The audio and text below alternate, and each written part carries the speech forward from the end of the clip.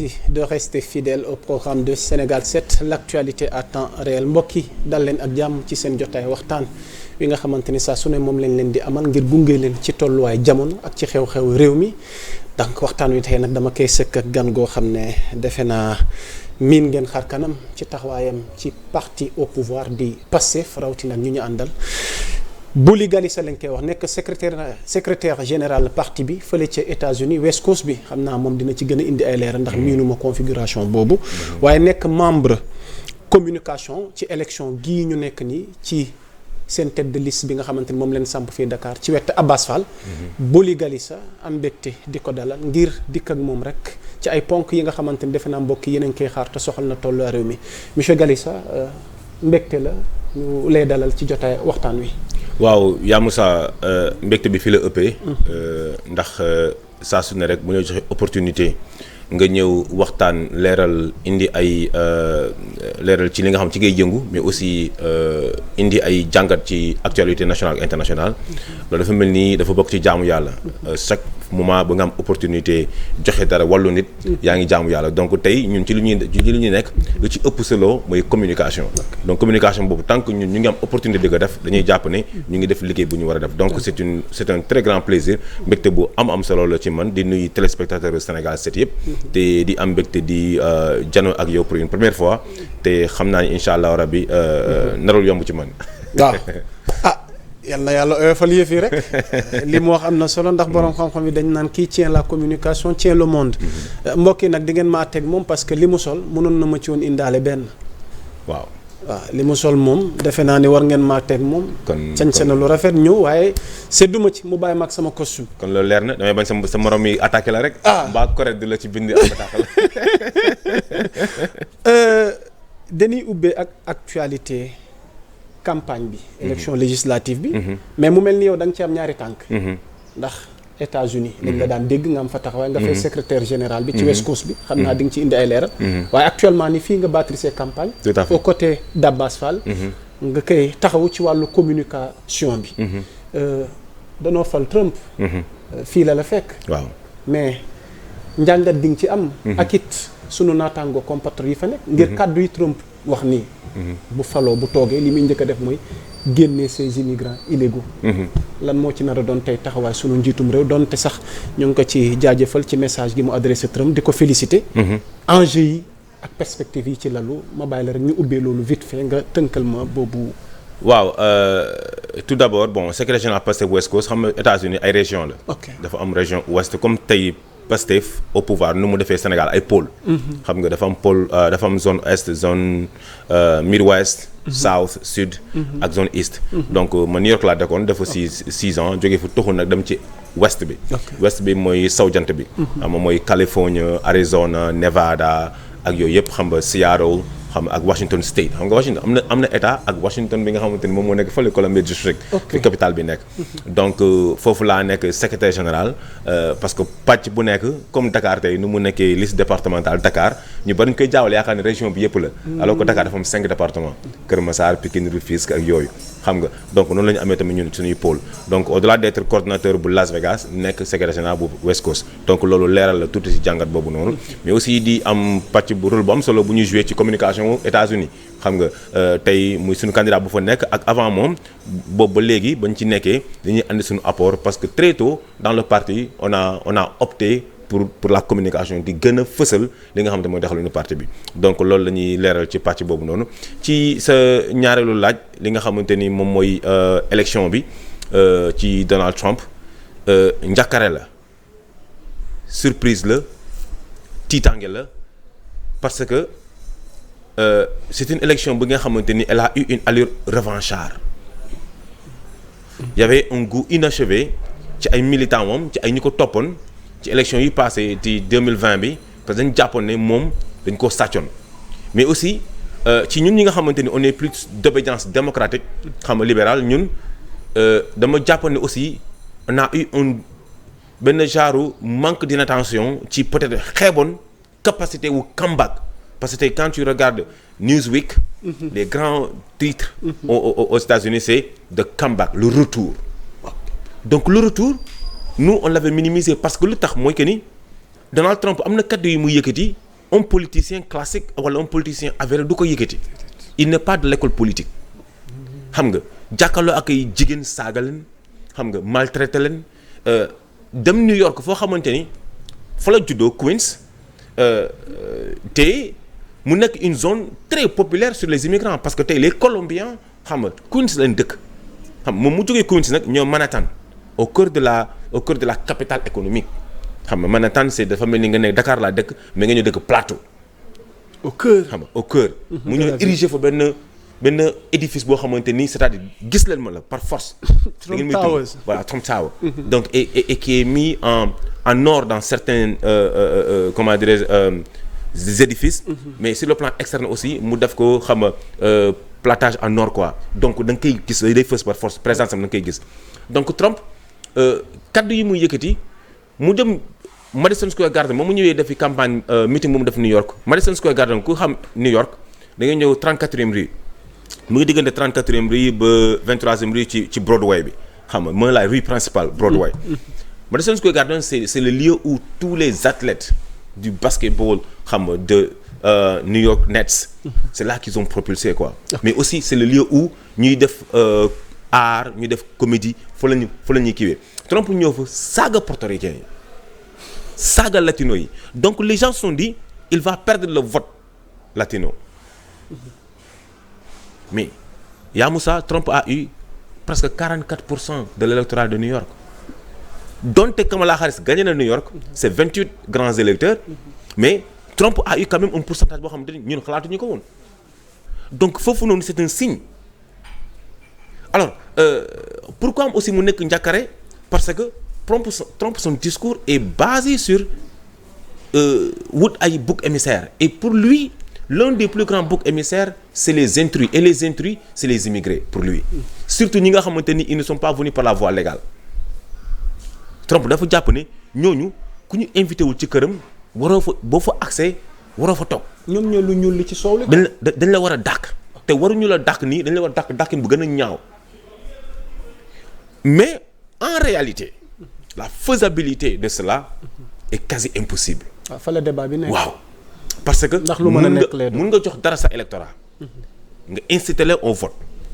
l'applicabilité du rapatriement xam nga déporter nit ñi elle est coûteuse parce que dafa am ay processus il y a d'abord le processus d'identification de tous les illégaux en 2022 on parlait de 22 millions ëpp na ko xam nga aux États-Unis on est aux alentours de 30 millions de personnes yoo xamante ni c'est des illégaux ëpp na ko mais dont 95% sont des latinos l'Afrique ne représente pas même 1% ci ñi nga xam ñoom ñoo illégaux foofu te aussi en matière de criminalité ak def lu bon africains yi daanaka mun nga ne c'est 0% parce que ñoom nekkuñ ci mentalité wu gang yi nga xamante ni ñoo jógee Honduras jógee Venezuela jógee Colombie jógee Mexico ils ne sont pas dans cette logique là xam nga ñoom lu leen indi rek mooy avoir une vie décente les autres dañu ñëw bëgg ci mafia aux États-Unis parce que les États-Unis aussi la mafia est une partie intégrante des États-Unis donc pour Trump pour assainir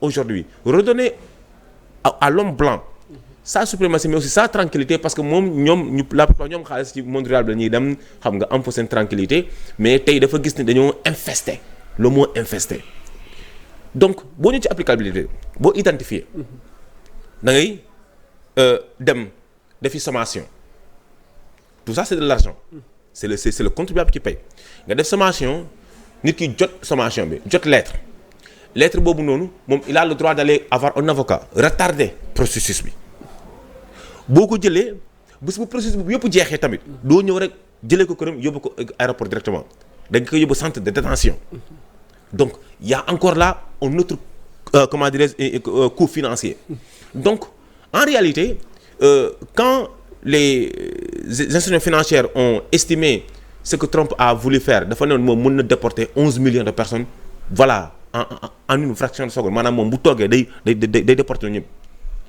c'est pas 300 millions de dollars c'est 315 milliards de dollars loolu aujourd'hui l'économie américaine en a besoin parce que bu ñu desee c'est des gens qui travaillent et le travail illégal même Trump dans ses entreprises c'est les illégaux qui y travaillent Trump ñiy liggéey ci Trump Tower ñiy liggéey ci Trump business yëpp c'est des illégaux ñu ci ëpp doole te Trump xam na ko. xam nga Trump en réalité aussi dafa takk koo xamante ni da koo jëlee parce que Melania Trump c'est une immigrée illégale bu ñëw par rapport à un visa de shooting de mannequinat après toog na fa ba benn moment après Trump mujj ko takk pour mu mën a toog États-Unis donc il y a tellement de paramètres yoo xamante ni mass deportation mënul nekk en réalité mais il va poser des actes symboliques lu am solo la il va poser des actes symboliques pour rassurer sa base électorale ne leen gis ngeen ñëw naa arrêté naa frontière bi yóbbu naa fa ay nit ñu ngi sécuriser frontière bi Trump moom moo tabaxoon mur n'est-ce pas. pourtant mur yooyu la Mexicains yi pénétré pour dugg États-Unis mais bu fa yóbbee garde-côtes yi ils vont protéger les murs pour un moment mais aussi il va faire quelques déportations benn centaine benn 1000 xam nga loolu déjà am média ak poids bu communication am dañuy yaakaar ne il a déporté beaucoup de personnes mais en réalité sur la rentabilité économique États-Unis moo ëpp avantage tey que immigrés yi nekk fa parce que leur base salariale n'est pas égale à quelqu'un boo xamante ni il est légaux tey man mi nga xamante ni je suis dual citizen donc nous on travaille on exige nos salaires nous dañuy ñëw discuter échanger buñ jubóowee ak yow ñu jubóo ak yow buñ jubóo ak yow dañu la liggéeyal parce que voilà contrairement koo xamante ni dafa ñëw voilà te ñooñu ñoo tenir économie bi xam nga ñoom ñoo tenir économie bi donc faisabilité bi c'est toute une autre histoire mais Trump posera des actes c'est là où maintenant suñuy autorités yi le rôle va apprendre mooy comme li nga wax sànq. waaw parce que fa laa bëggoon ñëw. pour le cas de nos compatriotes sénégalais. ñoom boobaa ak élection Trump bi. lan moo ci nar a déterminer wu ci seen ëllëg. ci nekk gi ñu nekk ci suuf États-Unis. tout à fait il faut aussi reconnaître que ni sénégalais yi Trump da leen xam c'est-à-dire ce qui est bizarre parmi les immigrés qui sont aux États-Unis sénégalais yi bokk na suñu Trump xam. ba xaw ci am tuuti sax ñagas ak ñoom vers la fin des années 90 début des années 2000 parce que xam nga sénégalais baana la dóorkat waar la day lal bu policier ñëw mu yëkkati xam nga donc Trump à un moment donné il s'est même posé les questions ñan ñoo nekk di lal fii ci buntu immeuble yi nii ci digg Manhattan bon gars yi ne leen c'est des Sénégalais donc moom pour mu africain yëpp sax ñuul ñi ay Sénégalais lañ presque xam nga bon après il a dit que ñi xam bon c'est des voilà mu utiliser ay termes yoo xamante ni rafetul tu vois donc pour lui on doit assainir les États-Unis ku bëgg a jaay da nga am boutique moom loolu mooy entendement am ku bëgg a jaay da nga am boutique xam nga nit ñi ñëw sa boutique jënd mais le monde c'est le commerce fait partie de la naissance du monde. xam nga donc loolu moom mënu ko fa jëlee mais suñu compatriotes yi nag moment bii nii le Sénégal est un pays boo xamante ni dañ ko xamee ci diplomatie am Trump ba ñu ko falee en 2016 nit ñi gis nañ ni mu taxawee ak ni mu ñàkkee wormal Afrique maintenant nag il faut pas que ñu topp ko ci loolu. ok maintenant c'est à nos leaders te sànq maa ngi koy wax ci benn comment dire de la place ma ne heureusement on a une Yacine Fall qui a une expérience internationale et aussi qui a fait les États-Unis on a un Chérif Diouf aujourd'hui qui est chargé des Sénégal de l'extérieur qui a fait la majeure partie de sa vie au Canada donc c'est les alliés immédiats xam nga des États-Unis Canada la plupart vie bi différé wul na surtout boo demee Toronto ak New York dafa mel ni yaa ngi ci les mêmes villes xam nga donc loolu moo tax sax Toronto ñoom Raptors di jouer NBA xam nga parce que la culture elle est si tu vas dans le côté francophone fa lay différer mais le côté anglophone c'est les mêmes.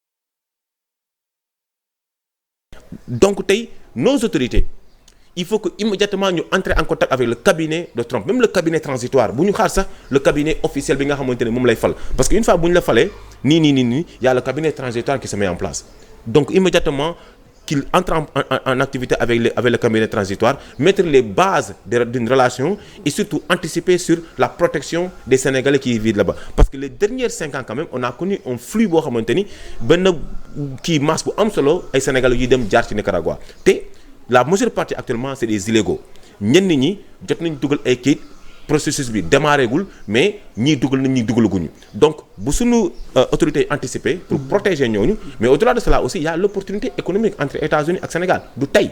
justement ci laa bëggoon. voilà ci laa bëggoon a dikk maanaam ci wàllu woowu noonu. aspect économique bi. pourquoi pas sax man peut-être on peut me dire que c'est dans mes rêves. Bassirou Diomaye Diakhar Faye. notre président recevoir fii ci Sénégal. c'est possible Donald Trump. c'est possible c'est possible lu war a mën a nekk. c'est possible yaa Moussa xam nga lu tax. Sénégalais yi dañ leen ràññee ci des travailleurs. Et on a des Sénégalais de grands cadres. Est-ce que xam nga ni à Wall Street il y a des Sénégalais qui y travaillent. Dans les plus grandes institutions des États-Unis il y a des Sénégalais qui y travaillent. Et il y a des Sénégalais qui enseignent dans les plus grandes universités. Il y a mun nañu ne 3 grandes entités universitaires aux États-Unis. C'est Boston, New York, Californie et Massachusetts, mais aussi dans le sud du Texas. Et partout où tu vas, tu retrouves des Sénégalais enseignants. Donc, au-delà de cela aussi, dans le milieu des affaires, on a des Sénégalais qui ont réussi dans le milieu des affaires. Ces Sénégalais-là, aujourd'hui, il faut les mobiliser. Et au niveau des Nations Unies, il y a ce qu'on appelle la commission permanente. On a des gens qui sont permanemment basés et qui travaillent que sur la relation diplomatique des Sénégalais. Aujourd'hui, avec aussi l'emblème de Aminata Touré, qui a fait les États-Unis, qui a travaillé dans l'échiquier international, mobiliser toutes ces personnes-là, déjà présent, nous entrer en relation. Bu ñu xaar bu ñu def ñenn ñi comme ni ñu def. Gouverner, c'est prévoir. Non, Trump n'est pas dans cette logique-là. Okay. Mais bu ñu anticiper, on pourra le convaincre ba pare yee ko. xamal ko parce que man lu tax ma gëm ni Sénégal va jouer ce rôle-là. La dernière fois que j'ai vu le président Bassirou Diomaye Faye en Arabie Saoudite mu porter l'opportunité de l'investir en Afrique te pourtant dafa demoon pour wax ci Sénégal sur Sénégal 2050. Mais il a parlé aussi de façon un peu en utilisant ce qu'on appelle de umbrella, c'est-à-dire la parapluie, en couvrant tout le monde, en parlant de l'Afrique. Donc aujourd'hui, c'est le Sénégal là est écouté, c'est une voix officielle, c'est une voix qui sa diplomatie permet aux autres de xam nga ñu ñeme Afrique mun naa jàpp ne Sénégal bu anticiper jëlee état d'âme yi teg ko de côté ñu bañ a juger Trump mais ñu juger son administration. Très tôt vraiment on va mener le leadership te mun nañu am benn collaboration bu étroit ak cabinet bi nga xam mooy cabinet Donald Trump te aussi mun na permettre Sénégalais yi ñu gën a nekk ci jàmm ci biir États-Unis. macha allah mbokk yi di leen fàttali ñu ngi ak Bouli Galissa nekk secrétaire général Pastef fële ci États-Unis waaye ci West Coast bi en même temps membre cellule de communication bi nga xamante ni ñoom ñooy taxaw Abbas Fall fii ci département de Dakar ci élection législative yi Galissa dañuy wéyale waxtaan wi surtout ñu ñëw nag ci actualité nationale bi ak campagne bi nga xamante ni ñu ngi la ciy jaajëfal ci wuyu si bi ndax mel na ni jot amul waaye nangul nga ñu ko ngir ñu waxtaan ci yenn ponk yi dañ leen di masaw déjà di leen siggil ndigaale malheureusement am ku bakkanam rot ci seen convoi yi fële ca Touba ñu ngi koy jaale Serigne Cheikh Thioro rawatina kilifa diine Cheikh Mouhamadul Mountakha mais kilifa Touba kilifa diine yëpp di leen masaw waaye mel na ni ma defee ne dañuy jóge ci tiis woowu añam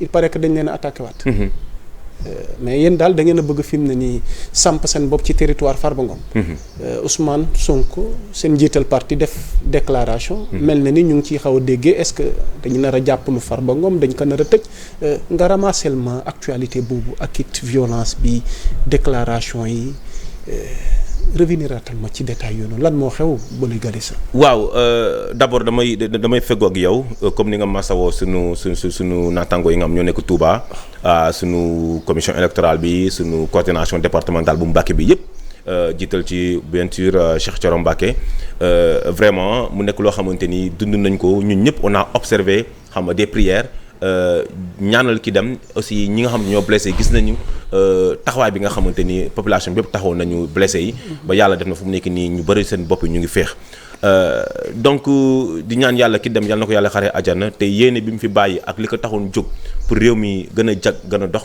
yàlla nañu yàlla mais ñun ñi fi des ñu àggali ko loolu bu weesoo fan yi dafa am lu may wax dama ne dafa am benn naataango boo xamante ni ci yéen la bokk génn ne mu ngi bëggaat Ousmane defaat beneen déclaration de patrimoine parce que defoon na ko mais moom jàppoon nañ ba mu ko defee amuloon solo trop alors que un candidat à la présidence moo ko defoon en 2019 ñëwaat defaat ko ba mu nekkee candidat à la mairie ñëwaat defaat ko OFNAC nii mais moom jàpp nañ Ousmane dafa war defaat beneen déclaration de patrimoine parce que moom nee na ci diggante bi découvrir na loo xamante ni Ousmane du ñemee def déclaration de patrimoine bon après man ba ma defee ay enquête depuis ba campagne bi commencé ba léegi ma découvrir que ni bon il a raison Ousmane dafa am benn patrimoine boo xamante ni déclaré wu ko woon te patrimoine bi sénégalais yi vraiment bañ ci rendre compte mu ngi toll ci 196 720 kilomètres carrés.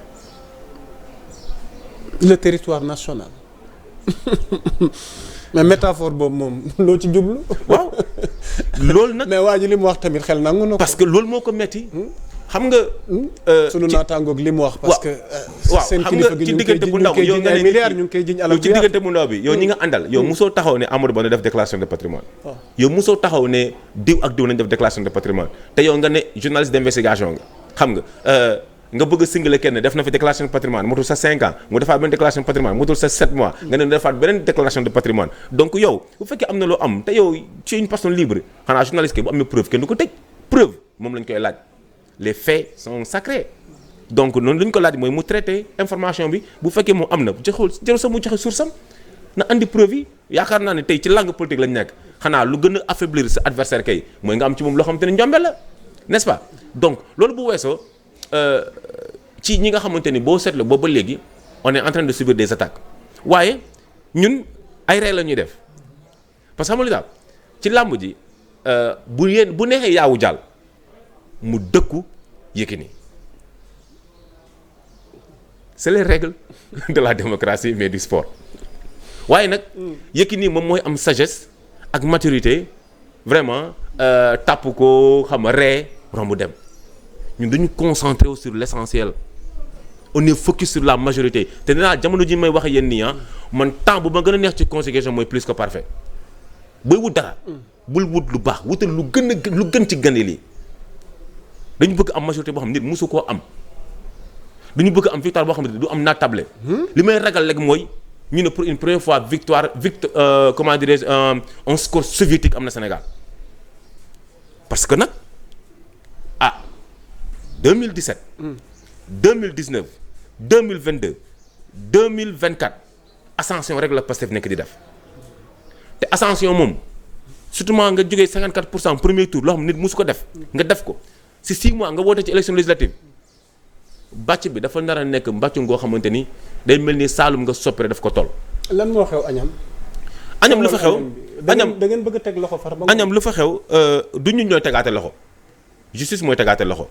te comme ni ko sénégalais yi ñaaw la et man j'apprécie sax ni muy waxee tamit est-ce que quelque part du ñu def confusion de rôle. non man j'apprécie sax li nga ciy insister parce que xam nga lu tax il faut que tey nit ñi di bañ a am 2 poids 2 mesures. li xew Dakar nit ñi jóg nañu li xew Koungheul nit ñi ne pat li xew Agnam nit ñi ne pat te comme ni ma la ko waxee rek gis nga premier ministre ba léegi àdduwu ci parce que dañu am lu ñu tal dafa am dañuy yónni yàkkamte ñu waaye nag justice bi nga xamante ni moo fi nekk te président ba mu jógee Arabie Saoudite ak balaa mu jógee Arabie Saoudite veillu début campagne législative yi le 26 taxaw na jàkkaarloog Sénégalais yi waxtaan ak ñoom ne leen dara jaru fee xëxët dara jaru fee xiiroo dara jaru fee ŋaayoo ku am loo xalaat ak loo bëgg demal ci Sénégalais yi exposé leen maanaam boo wóoloo sa bopp lu fi jar a xeex yaa xëyti am nga dépense marché baa ngi nii dama nëggi ñibbi indi sa waa kër mais bu fekkee nag wóoloo sa bopp da ngeen ne marché ba taal marché ba ñibbi si ne sa waa kër marché ba dafa tàkk moo tax tey togg ma leen añ mais nag boo amee dépense wax dëgg yàlla yore yóbbal gu mut sëkk demal marché ba rek ndugg lu ngay dugg ñun nag dañoo am yóbbal ba am lu ñu mën a wis ñeneen ñi bu ñu teyee sax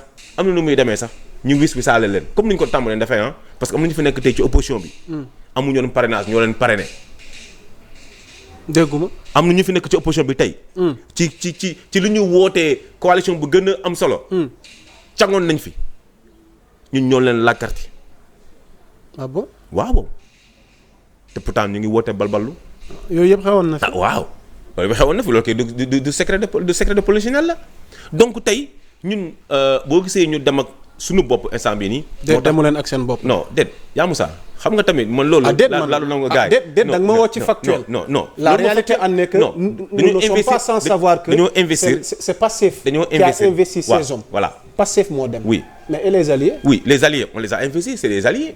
et les qui ont alliés accepté de se fondre dans la liste de Pastef.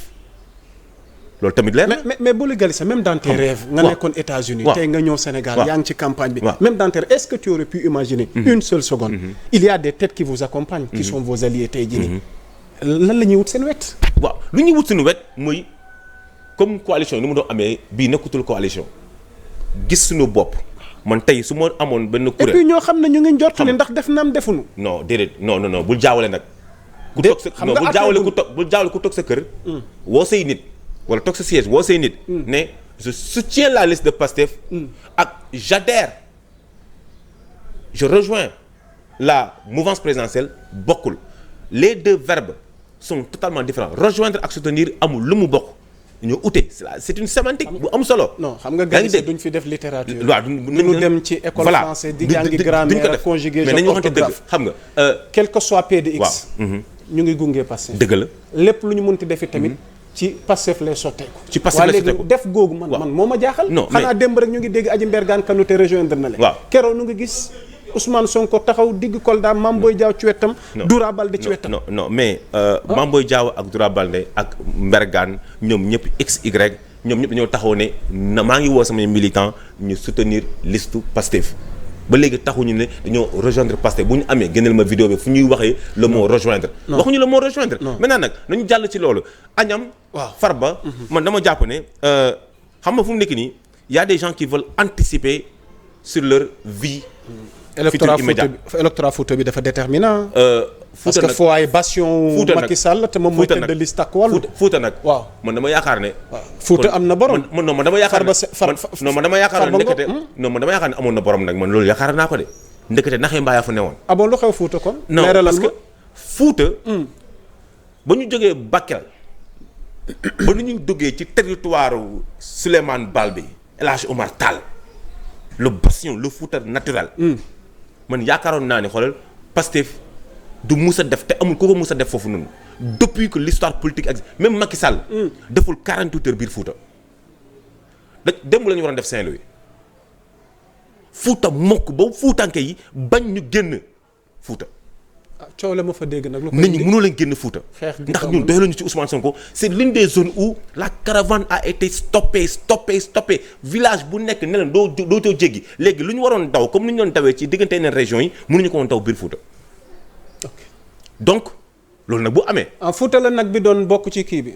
du nag kese cheval ba nag ba cheval waa ji sax gars yi nangu nañu ko ci moom fa cheval morom la yoroon kii ñu indi ñu cheval bu wax tàll bu Jibril ba bu jàmm ji nag yi sax mënuñu woon continuer seen bopp te nag bi kenn dugalu ko ci biir nag bi dugg ci combat bi accueillir le président Ousmane Sonko parce que nag ak pël c'est yàlla yonent la quoi c'est une relation ñoom ñoo ñëwandoo boo jëlee pël génne ci moom nag wala boo jëlee nag génne ci moom pël ku ci nekk si ñoom ñaar existé wul léegi nag loolu bu mettee ki nga xamante ni moo doon woote woo borom Fouta mais mën na yónnee quelques brebis galeuses ba mu ko yónnee sax et j'ai beaucoup apprécié l'image du directeur de campagne Fadilou Keita vraiment gis naa ko fa vraiment mu Fadilou def fa benn posture bu am solo xale yi ba ñu ñëwee ba gars yi bëgg leen sangu sax moom moo jël benn xale bi vraiment protéger ko ne gars yi noonu li jaru ko pour vous montrer tey la posture de paix encore une fois lu ñu fi andi mooy askan bi toog ñun ñu toog suñu tête de liste nationale toog ne leen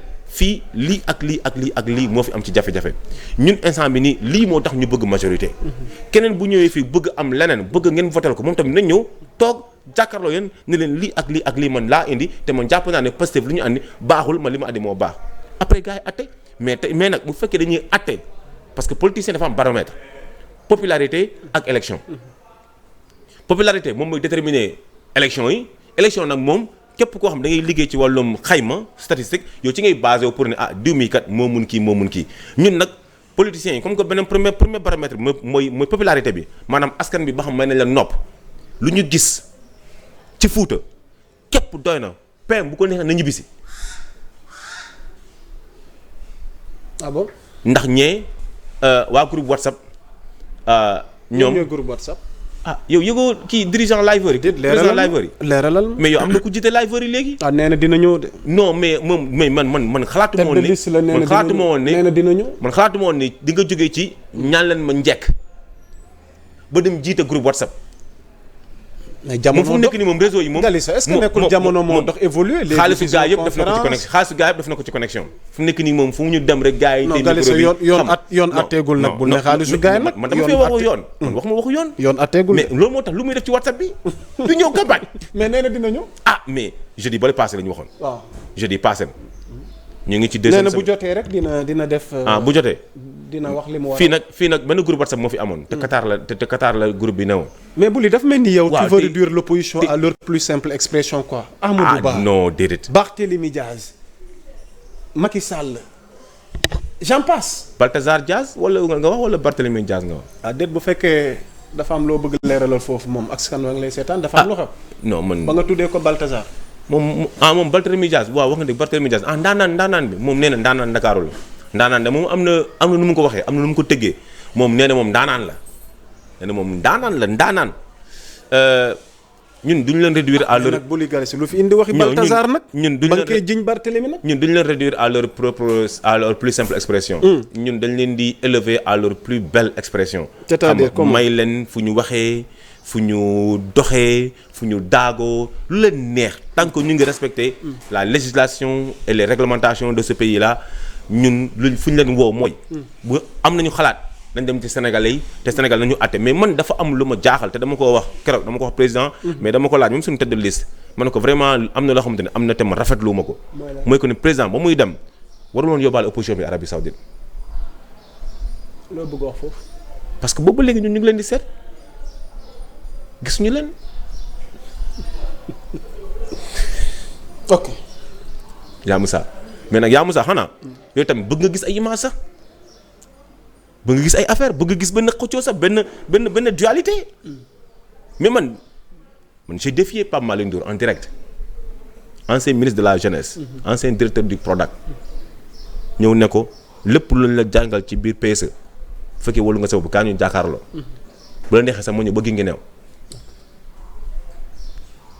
ma teggal la ko ci 30 minutes teggal lu tax Sénégal 2050 bi du Mass du Mapando bëkk ñu source ginnaaw loolu bu ñu campagne ñoom fu ñu nekkoon man Guinguinéo ñun suñu gars yi jaar nañ fa PM jaar nañ fa mais Dakar gii nii vraiment wala boog gars yi ñoo ragal suñu directeur de campagne Jamil Sané ndax nu mu nekk di coordonner nu mu nekk di liggéeyee et dans les autres départements dañuy woote na leen yéen fu opposition bi keroog Dawour Thiam Mbaaw lu jógee Longé Mbaaw ak convoi bu mag traversé Kër Massar Pikine Rufisque Dakar ba agsi fekk ñu plateau ñu ne ko dajoo ak gars yi mu ne gisuma kenn soutenir ñu daw ñibbi mais en plein temps jamono yi opposition bi nekk opposition jamono yi Pastef nekk opposition yow xalaat nga loolu boo nekkee Parcelles ñu ngi Yoff jàmmalaay jaaxaroo yow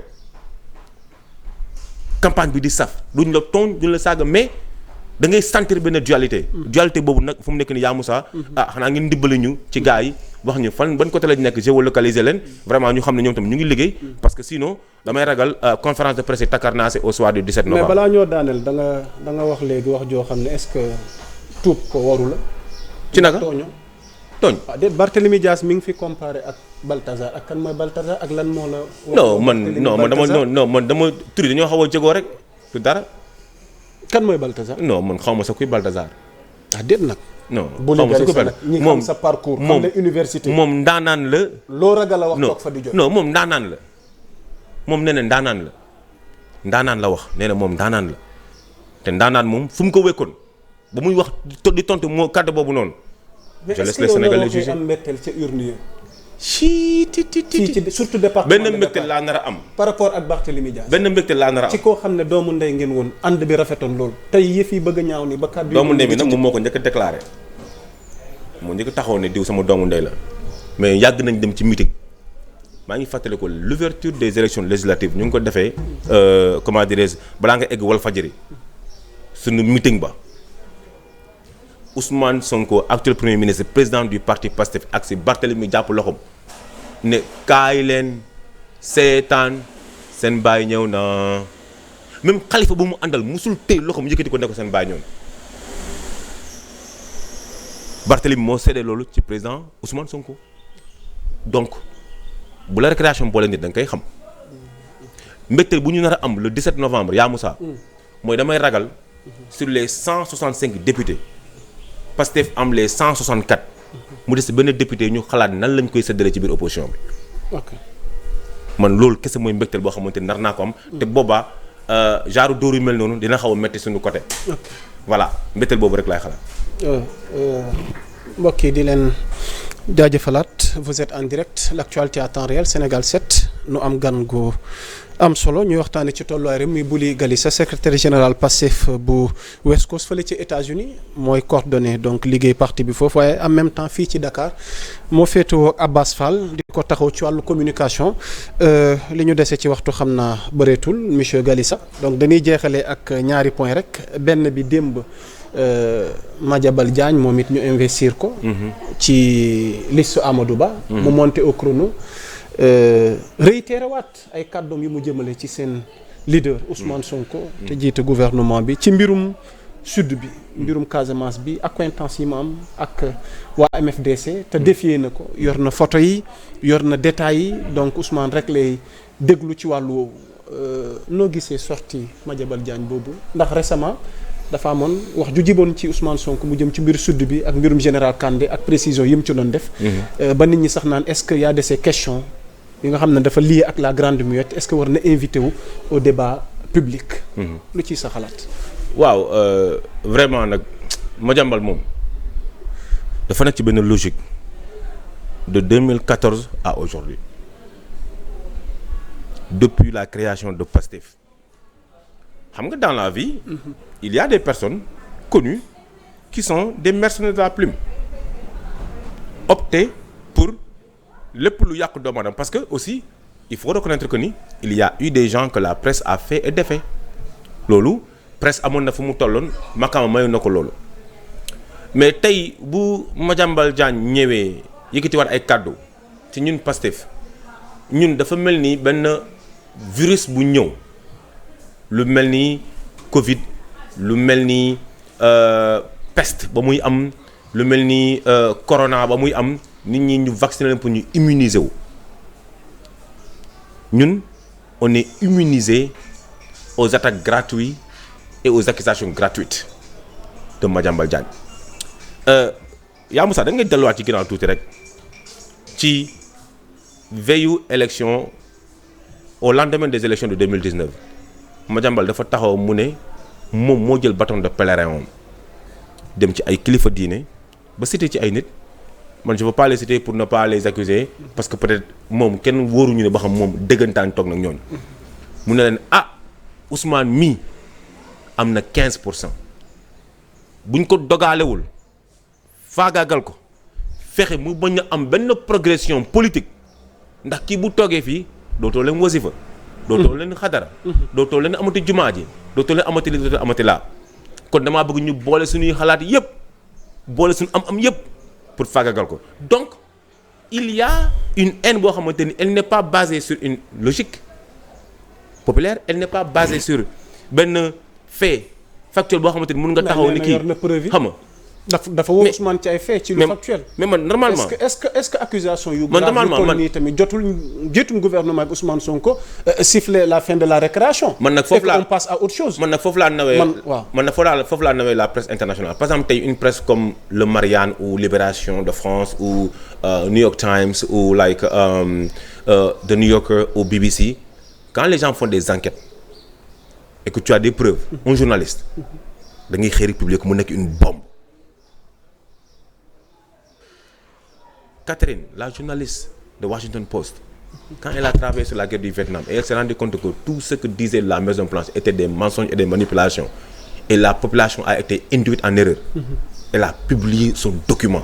mu nekk benn tollé Nixon gars yi tiit dëkk bi yëpp jaxasoo mu mujj dem tribunaux xool état bi porté ko plainte pour te dire normalement journaliste bu liggéey tout n'est pas à dire tout n'est pas à écrire.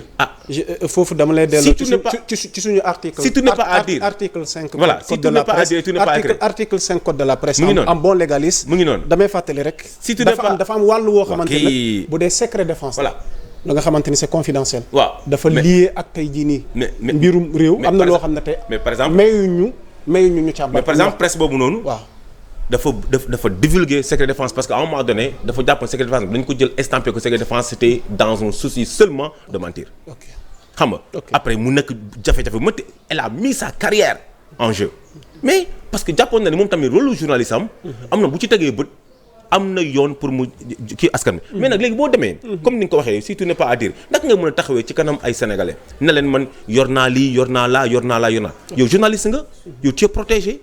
y a un code de la presse y a une profession yow sa source sax dañ la ne journaliste ak lu muy métti bu la neexee doo ko wax n'est-ce pas mais kon yow te et puis am nga journal am nga quotidien buy génn am nga waxukaay am nga foo waxee am nga foo bindee am nga foo demee toog wax mais yaa xëyti génnal li nga yore ok parce que tamit koo topp fukki at di wax ci moom ay ayib te boobu ba léegi yàlla mu ngi koy soturaal yàlla mu ngi koy gën a yëkkati yow nga ne yor nga yow yi nga yu musal yore wax nga ko def nga ko dox nga ko te sottiwul mais boo yoraata yeneen damay dem sa ba après à la limite à force de dire que man yor naa da ngay xam ne yoroo mais nag encore une fois kenn du fi paraxe processus bi nga xamante ni moom moo war a déclenché wu ci ku nekk ñoom ku ci nekk si ñoom instant bi nii tu veux te jeter juste pour après créer wu victime te fii duñu fi may kenn mu nekk victime. ok yéen ñu ñuy seetaan donc article 5 bilan le journaliste et les techniciens des médias ont droit au libre accès à toutes les sources d'information et d'enquête sans entrave sur tous les faits d'intérêt public sous réserve du respect du secret défense du secret de l'enquête et de l'instruction et de la réglementation applicable à l'accès à certains sites ou structures. juumuma kon article 5 li ci sunu nouveau code de la presse bi balaa ñuy daaneel émission bi démb loon conseil des ministres. waaw. Ousmane Sonko moom mooy chef de gouvernement. lan moo xew ba gisuñu ko mu jiite conseil des ministres bi. xam nga aussi le conseil des ministres bul fàtte. est préparé par le secrétaire général de la présidence. Le président il est arrivé mu absenté ay conseil des ministres. Donc l'administration elle travaille. Le gouvernement il y a un ministre. Le premier, il est à la fois politique et administrateur. Non. Attends, c'est la partie?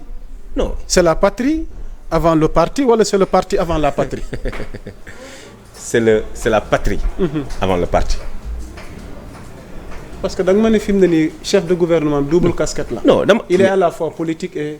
Mais bien sûr mais loolu c'est factuel. waaw léegi. waaw mais léegi pour te dire ñëwoon jiite conseil des ministres conseil des ministres bon chef de gouvernement yàq ko dara mu yeggale campagne non absence am bi dafa intrigué ñu bëri donc ma bëgg ngeen waaw mais intrigué ci lan ci bon côté est-ce que loolu tere na conseil des ministres bi tenir en bonne et due forme est-ce que tere na les arrêtés et les décrets qui ont été pris mu bañ a conforme avec la législation non bu fekkee am na lu mu ci war a signer on est dans un pays actuellement qui est machallah xam nga gars ñi dawal ñu ful ko mu contre-signer ko ñu indiwaat ko donc yaa Moussa yow tamit xam nga nekkatuñu loolu na wax dëgg yàlla c'est des débats yoo xamante ni ay nit ñoo bëgg ne non abandonné nañ administration bi kuy wut kayit boobu. non moi je suis pas dans cette logique donc mais comme c'est un constat non c'est jotaay xalaat ñu waaw mais ba président absenté xam mu jógee fi dem dëkk bi dox lu tax gars yi lu tax président nekkul ci dëkk bi Galissa ñu jeexal ak Aliou Sall. waaw il est monté au chrono démb. dikk na ci point yu bëri. donc mais moom jàpp na ni xëy na y a de ces déclarations émanant d'Ousmane Sonko. mën na ñàkk daal. donc naka nga gisee démb moom boobu wax mu def. bon mu jëmale ko ci mu mel ni li Mamadou Ibra Kane di wax naan dafa mel ni sunu chef de gouvernement bi wax jee ëpp jëf ji. waaw wax jee ëpp jëf ji. loolu yéen nu ngeen ko apprécier. wolof moo ne. ku la sa noon di ràgg doo set loolu wolof a ko wax. Mamadou Ibra Kane nag man peut-être maintenant c'est un politicien avéré léegi moom nee na summi na jaaj yi wax dëgg yàlla il parle plus en tant que journaliste il parle en tant que acteur.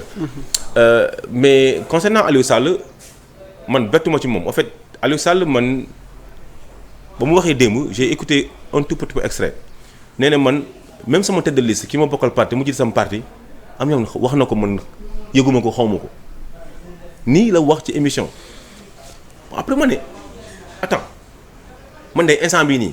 lépp lu PM nekk di wax maa ngi koy bàyyi xel pour une cohérence une question de cohérence parce que tamit sa njiit foog nga koy déglu di mën a tibb ci moom di mën a leeral di mën a andi di mën a xool ba xam fii yow war nga ci mën a gën a joyanti mais nee ne moom dégluwul Amadou Ba ñu ne ko sa mag Macky Sall ancien président de la République bind na bataaxal di xalab nguur gi mu ne leen liiruma ko nee na moom géejaa la tal géejaa goo xam dañ la foo wulle ba xàmmeetoo dàll càmmoñ ak dàll ndeyjoor xam nga xam nga ba xàmmeetoo moom ba mu jaawalee dàll ndeyjoor ak dàll càmmoñ la xam ne Géeja gu mu concentré wu nekkate moom dóor yi métti na métti goo xamante ne fu mu nekk nii talatul dara man damay ragal nag Amadou Ba mu def benn ñuute boo xamante parce que am na koo xam ne wóolu na ko ba ko fa te kooku nekkul di ko déglu nekkul di ko topp xamatul ci moom dara pour man Aliou Sall est en train de vivre l'effet secondaire des présidentielles. xam nga bi nga xam dañ leen ci duma yu metti mais aussi surtout ba léegi. local yi nga xamante ni ci la ko Ahmed Aïdara gagné woon. ba léegi bàyyiwu ko. parce que non non ndax tooñu ko. non déedéet Ahmed tooñu ko. ba léegi yaram bi summeekoogul ni mu war a summeekoo ci loolu noonu. moo tax fu mu nekk nii moom. concentration bu mu concentré wu ci biir département de Guédiawaye du mbetteel waaye nag xam nga ku gis Pastef ni muy doxee jamono jii nii yaa Moussa dañoo ceinturer dëkk bi yaa Moussa Pastef day xëy le matin def porte à porte Pastef day caravane le soir Pastef ñii bu ñuy caravane ñii ñu ngi porte à porte ñii bu ñuy porte à porte ñii ñu ngay débat ñii bu ñuy débat ñii ñu ngay def reconnaissance de comment dirais-je de terrain ñii bu ñuy def reconnaissance de terrain ñii ñu ngi dem xool yi est-ce que fi ñu war a dal ñii bu ñuy def loolu ñii ñu ngi ak mool yi bu ñuy dugg géej en fait xoolal sur tout le territoire national on a ceinturé sur les 555 communes amul fooy dem foo xamante ni bés boo xëyee au minimum 12 heures temps yoo xamante ni ñii ñu ngi ci iteewu Pastef ñii bu ñu liggéeyee bu ñu wàccee ñu continuer ñii bu ñu xëyee ñii liggéey c'est un cercle boo xamante ni 24 heures sur 24 mu ngi dox. donc loolu kenn attanu ko. c'est normal que tey moom mu gëlëb réer ba magam buy wax sax xamatul lu magam di wax bu tëdd liste bi nga xamante ni moom moo teg parti ba mu bokk fi ñu ko investir. toppatu ko parce que ku tiit nag wax dëgg yàlla jaxase say daal. mi ngi noonu mu nekkoon Bouli Galissa secrétaire général Pastef fële ci États-Unis ci West Coast bi. membre cellule de communication tête de liste département de Dakar Abbas Fall. ñu amoon mbégte ànd ak moom ci daanaka tribune d'actualité bi nga xamante ni dañuy reveniraat ci ay ponk yu am solo ci tolluwaay réew mi. nu bàyyi la rek nga tàggatoo amoon nañ mbégte vraiment dalal la ci jot waxtaan bi. non mais mbégte bi fii la ëppee. vraiment di ne encore une fois. il faut que nous soyons d'accord de notre désaccord. démocratie mooy wute xalaat. démocratie mooy aussi nañu fexe ba démocratie Sénégal gën a ràññeeku gën a rafet. ci lan ci ku ci nekk xalaat boo am askan bi rek mooy. parce que violence bi moom war na dakk askan bi képp kàddu yu ñaaw yi argument daal moo war a prévaloir. askan bi képp ñun ba ñu commencé politique ba léegi ñun mosuñoo songu kenn. mosoo xëy nga gis ñu bind titre ñu ne Pastef xëy na songu kenn donc loolu vraiment maa ngi ci féliciter suñu organisation politique donc di saluer téléspectateurs Sénégal 7 yëpp te fii suñu kër la. xam nga wax dëgg yàlla maa ngi fàttaliku élection législative yi jouru délibération yi fii laa nekkoon vraiment ñu dund guddi gi. xam nga fii 2019 aussi campagne présidentielle ba ñu ñëwee jamono boobu noonu Grand Matar mu ngi woon fii donc ñu ne dafa ak moom ay émission donc vraiment kër la goo xam dañ ko miin xam nga di am mbégte bu trop vraiment pour une première fois. xam nga janoo ak yow et j'espère que xam nga sur tout le long de l'émission on a été à la hauteur.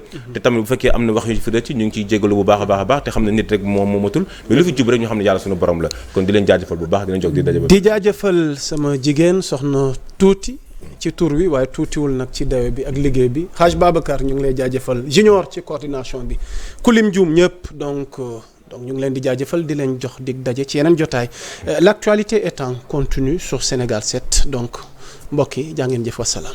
Merci.